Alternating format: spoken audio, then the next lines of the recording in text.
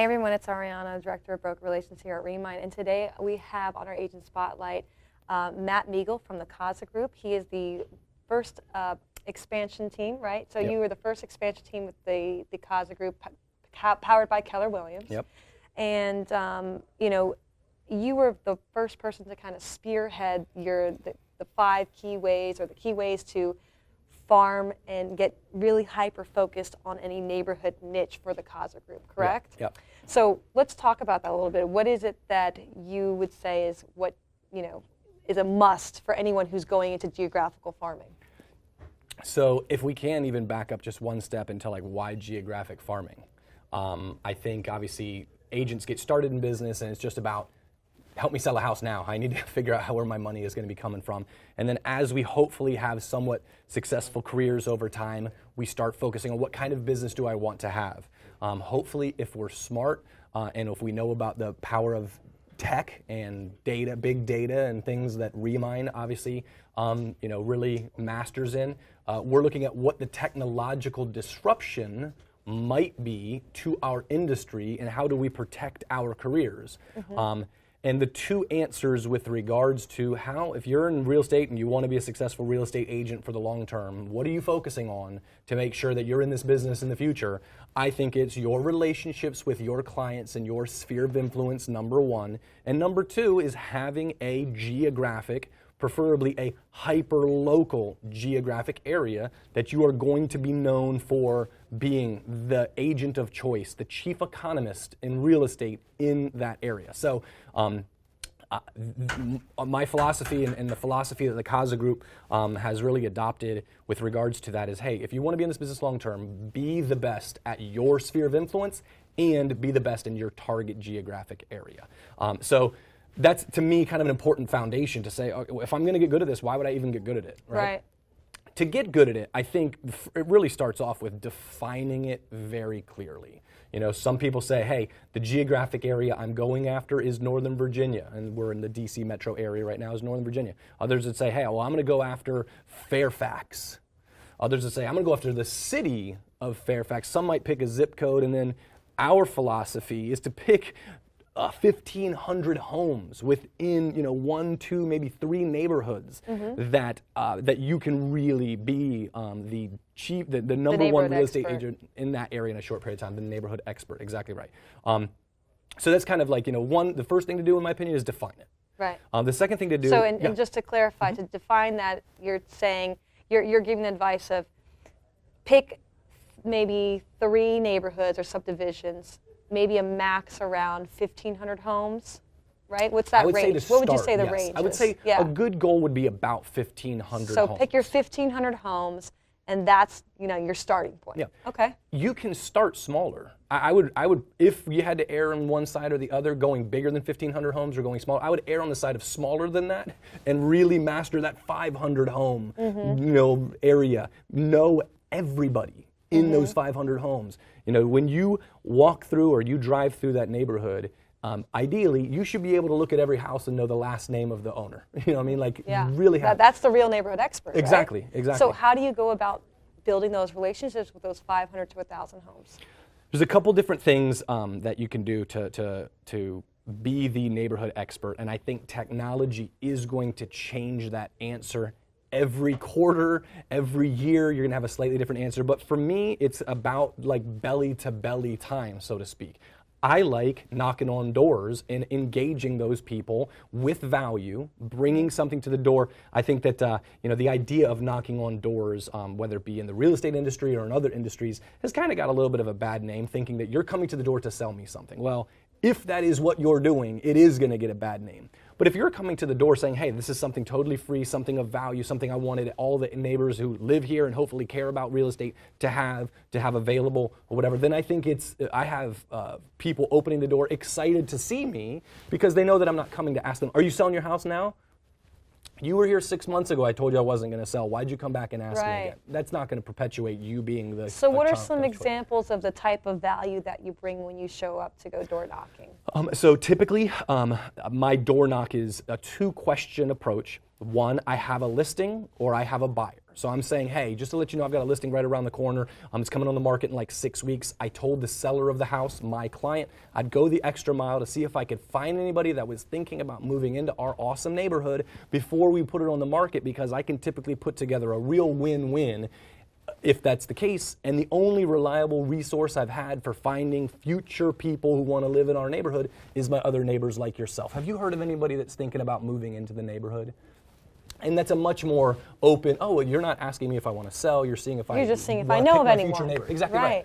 So that's the first question. And then I said the second question real quick is I've got a really cool nerded out report that goes through everything. And this is where Remine can really add a lot of value and has added a lot of value to my business. Saying I've got this really cool nerded out report that goes through everything that's going on in our neighborhood.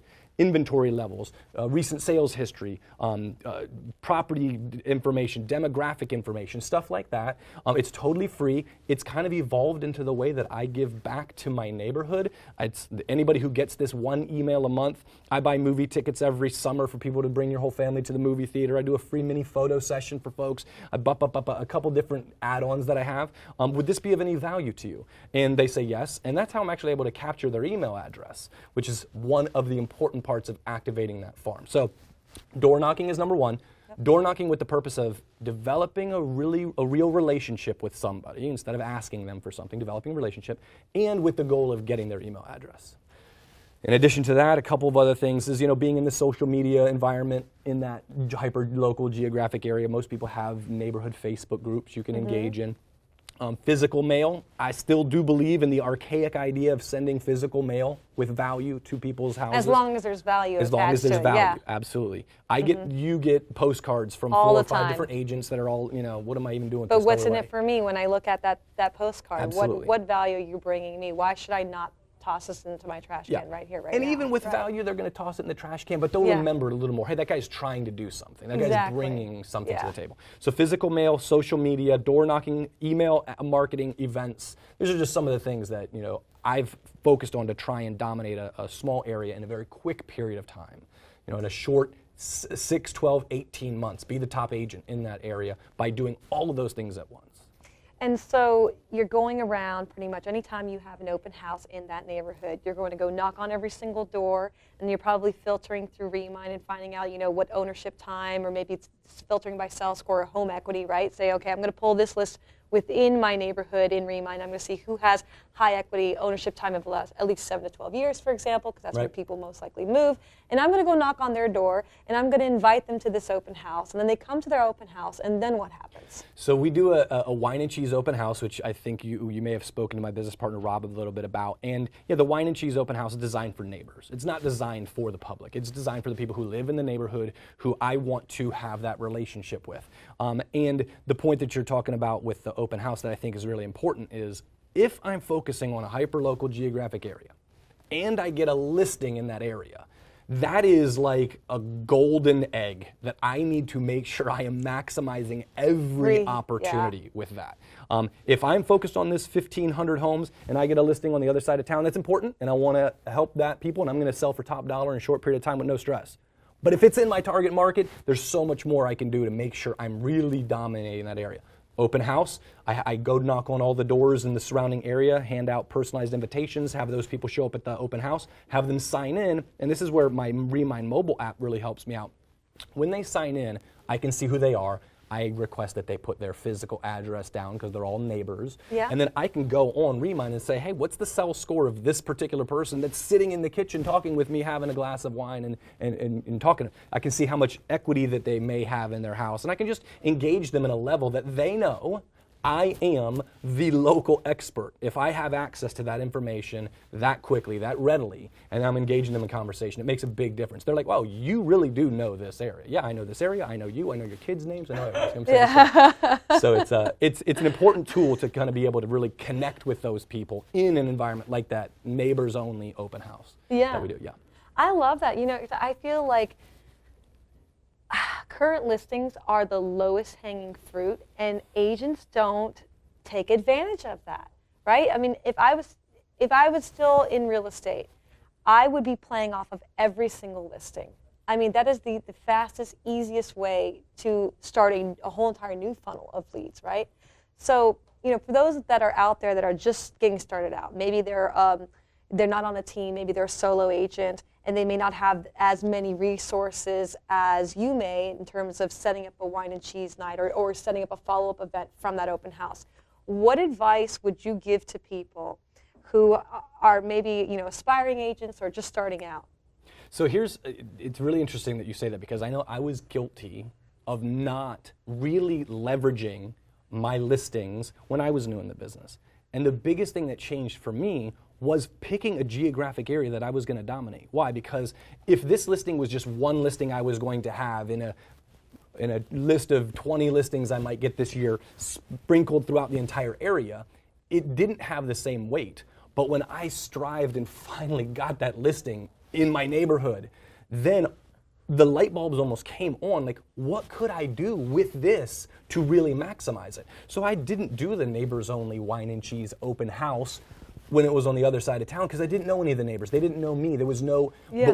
But so to your question, what would I do if I'm getting started is I would pick that geographic area that you want to dominate, because once you make that commitment, all the other activities that you do make sense, right? Like I didn't really go about knocking on doors in a bunch of random arbitrary areas throughout Northern Virginia to collect email addresses, because I didn't know if I was going to ever get back with these people. But once I started focusing on something, door knocking made sense, getting email addresses made sense, wine and cheese neighbors only open houses made sense, events that I was going to, all of that stuff makes sense.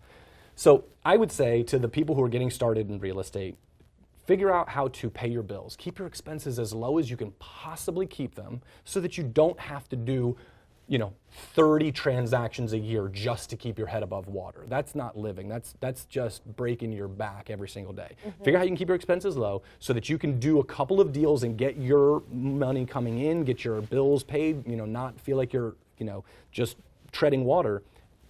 And then pick a geographic area that you're going to go on, and you're going to go deep on, and you're going to become the master of, so that you have something that you're known for. I say, be known for something, or you'll be known for nothing. Okay. And you have to pick what it is that you're going to be known for. And so I say pick that geographic area. But that's one way to kind of answer that question. The other way to answer your question, Ariana, is to say, hey, start with your sphere of influence. If you've been on the earth for 20 plus years, you know 1,000 human beings just by breathing oxygen for 20 years. You're going to know these 1,000 human beings. Put them in some centralized database that you can start marketing to, communicating with, adding value to them. These folks either own real estate, have thought about owning real estate, want to own real estate. So start with your sphere of influence. Figure out how to get that up and running so they know that you're the person to go to with regards to real estate, mm-hmm. because of the value you've added there. And then pick your geographic area and add more value to those people as you kind of feed your database through building a geographic area. Now let me ask you this, in terms of driving attendance to the open house and getting the maximum exposure from it, are you doing any kind of like Facebook Lives at open houses? I know you mentioned the wine and cheese night. What are some other themes that you've done that you found homeowners to be pretty receptive to? I haven't done the live, but I do in the Facebook group that serves our neighborhood. Okay. It's a pretty well... Which is pretty niche, right? Yeah, so absolutely. It is for that specific neighborhood. And it's pretty engaged, too. Like, it's got multiple posts a day from 800 plus people or that are members of that. I do happen to be the admin of that group, which is strategic as well, like trying to do that. But no, you got to do something, in my opinion, a little different. All of the people who mail to my house, all the real estate agents that mail to my house, they mail just postcards. Uh-huh. So I make it a point to make sure that it's not a postcard that I send out. It is a single piece of paper folded up, article on the front, data inside, whatever it might be, because it's got to be different. So when it comes to the open house, nobody is handing out envelopes mm-hmm. with invitations, time, photo, contact information, wine and cheese, soiree, whatever it might be, with the last name of the person, which by the way is accessible through my Remine app. If I'm out there and I'm about to go put this on somebody's door, I will write Smith on the front because I can see whose name is associated with it, right? And stick it in the door. And I'll write Thompson, stick it in the next door. And if you come home on a Tuesday and there's an envelope with your last name handwritten on the front of it, you're going to open it. You're going to say, oh, that's down the street. They're free wine, free cheese. So the invitations are a big piece. The Facebook post in that community page just saying, hey, totally free, come on out, help us find a new neighbor that's going to love our neighborhood as much as we do, type of messaging. That really drives the attendance, in my opinion, as much as anything else. So the nice envelopes and with the invitations and then the Facebook engagement in a group that does have engagement in the neighborhood.